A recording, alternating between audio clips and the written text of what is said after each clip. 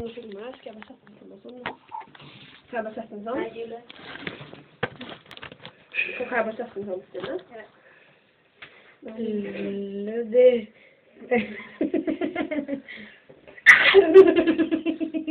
Ok, nå begynner vi seriøst, liksom.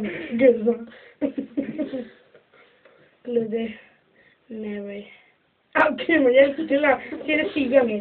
1, 2, 3. Bloody Mary. Bloody Mary. Bloody Mary. Bloody Mary.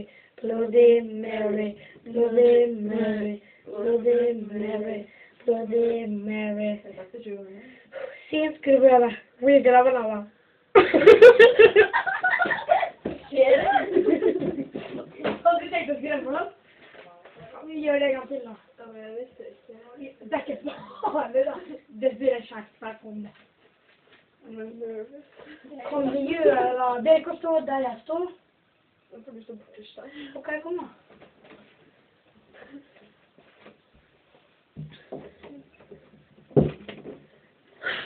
Nei!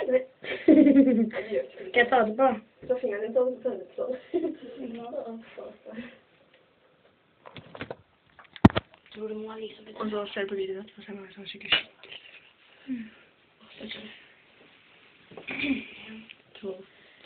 Bloody Mary, Bloody Mary, Bloody Mary, Bloody Mary, Bloody Mary, Bloody Mary, Bloody Mary,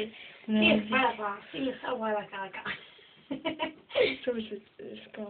Kom frem da, det her er ikke noe. Kom frem da.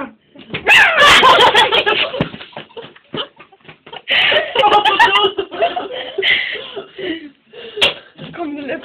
Nei, nå løp.